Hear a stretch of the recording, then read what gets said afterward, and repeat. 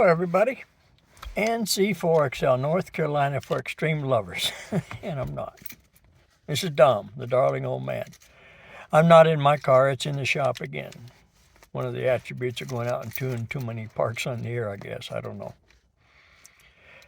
This here video is to help you folks that are really thinking about going out and doing an activation, but you're worried about a couple things. One, logging and pile-ups and getting enough contacts and how do you do it and what ifs and all. Your mind is just going boggled. You're not going to sleep very good. You're going to dream about all sorts of things. Let's see if we can share together. I do have a little bit of experience. I've been activating since April of 2021, so I got a couple days.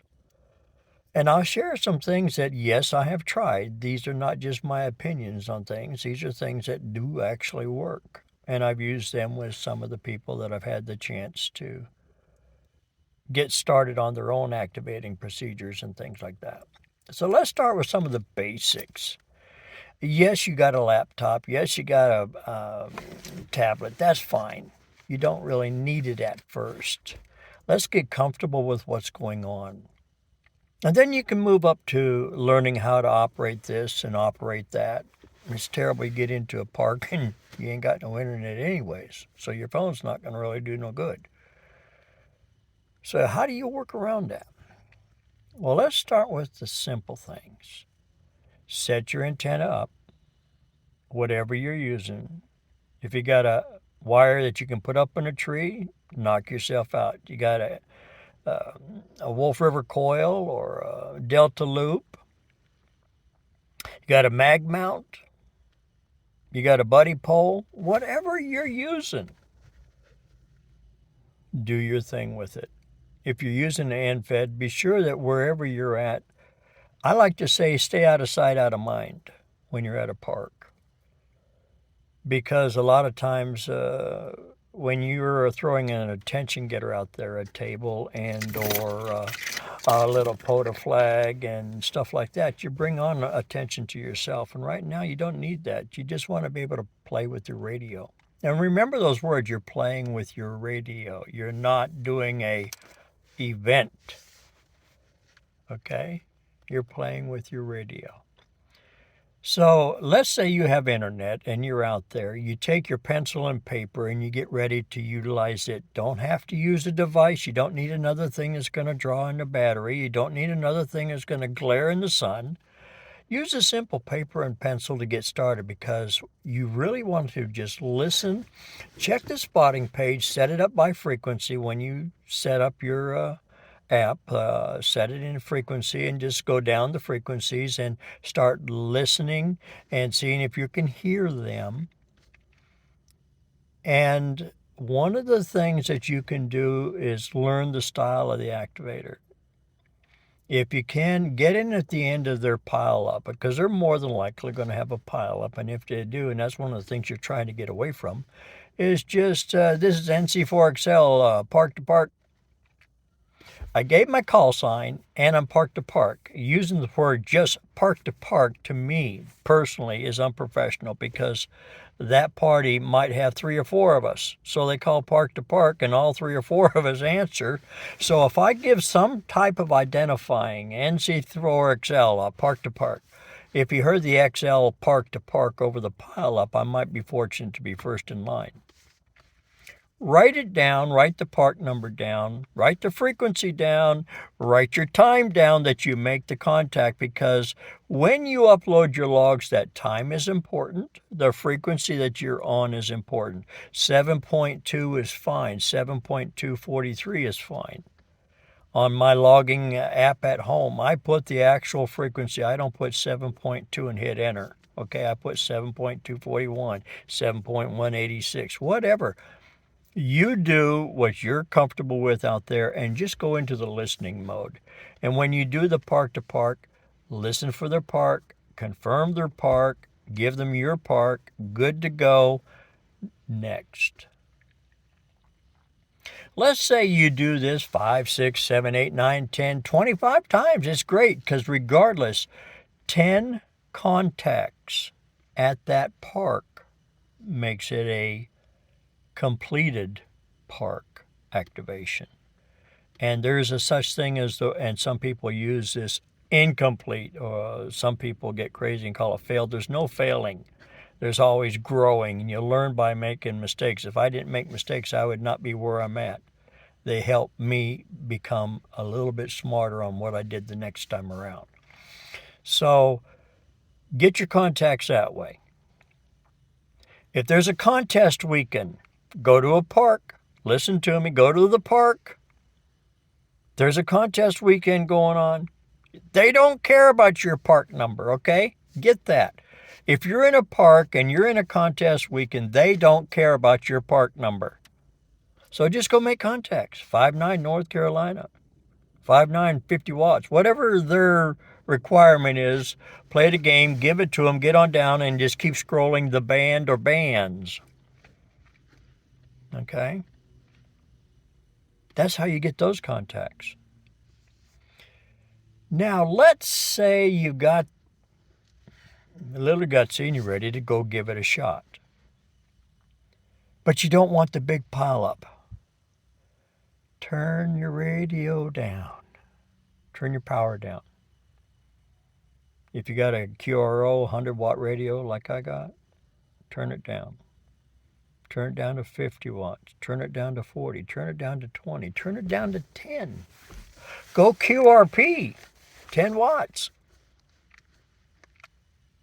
And if you have the means of spotting yourself, spot yourself with 10 watts. Now, if you spotted yourself with 100 watts, the opportunity for more people to have heard you increases the pileup that you might not be ready for. So start yourself out with 10 watts. Some people start out with 5 watts. Get with K0 Hotel Bravo Lima, K4, KL. I can't even get his call. I get so excited when I talk about Kevin. K0KLB in Iowa. Very knowledgeable. Go look at his YouTube channel. And he does QRP from pedaling the bike, making cornstalk antennas. He can give you some educational thought processing on what you might want to do or how to do it. Okay? But start out with lower power to lessen the pileup. Learn the operators that you're listening to's working style, and in the process, you will create your own learning style that you're out there. You'll find you'll be doing it the same way all the time. When you want a little bit more and you feel gumpy about it, you want to go turn it up to 50 watts. See what happens. Turn it up to 100 watts. See what happens. See what you're capable of handling. There's many different styles of operators out there, activators, hunters. And you'll learn people by voice, by one letter of their call sign. Now, depending on the band that you're on dictates how much activity you may have. That's a learning process, each one of us. I start very early in the morning, 7:30, 8 o'clock a.m. East Coast time on 40 meters, and then I'll run to 20 meters, and then I'll run to 15 or 17. I'll watch the spotting page. You'll learn that as you go, depending on where you're at watching this video from. Band propagation is different across the United States. So where you're at, you're going to have to do the learning and listening. Don't just say, well, I got a 20-meter hamstick. Why don't I hear nothing? You might be the wrong time of day. That has an effect on it. 10 meters might be the wrong time of day. You might be a technician and realize that there's not a lot of folks in the 10 meters side because it's not open yet. The band propagation isn't there yet, so you get frustrated. If you go to a simplex, we'll say 2 meters and 440, listen up now. You can't use repeaters, but you can make 2 meter and 440 activations. Go to a repeater, coordinate with the local clubs if you're in the means to. And you can say, hey, guys and gals, I'm going to be out at this park. If by chance, I appreciate if you come over to 444.0400 or 146.555. Whatever frequency you choose in the simplex mode, then you can stand a good chance of making some of the contacts. A lot of people forget that. For N1CC, coordinate it and make it happen, but don't give up because it didn't happen because you went there one time. Okay? When you're ready for the pile-ups, turn your power up.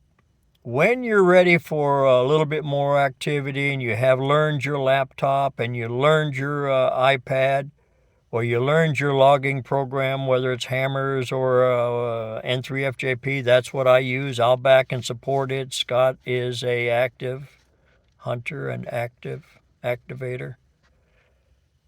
And for the price, it does me fine. It does everything that I need to do and more. I am not knocking any other programs. There's more programs coming out about because of Parks on the Air. So you'll see a few different ones. Don't ask which is the best one. It's what you come up with, what you're willing to pay for, what you use. That's the best one for you. But go out, and if you get 10 contacts, you've completed the activation. If you find yourself getting drawn in and you want 20, 30, 40, I remember getting 20 in a day. I thought I was stud muffin. Now I work a little harder to get a little bit more, and I try more bands. I try different antennas. Those are the things that make things happen. Welcome to Parks on the Air. 90% of everything you hear is awesome people.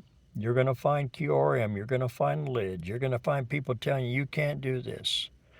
If you're in the guidelines of your class of license, you can do most everything that you're going to attempt to do. Okay, enjoy ham radio. Enjoy Parks on the Air and enjoy yourself. NC4XL, North Carolina for extreme lovers. Oh, I'm not. Just a darling old man trying to share a little before I go. 73.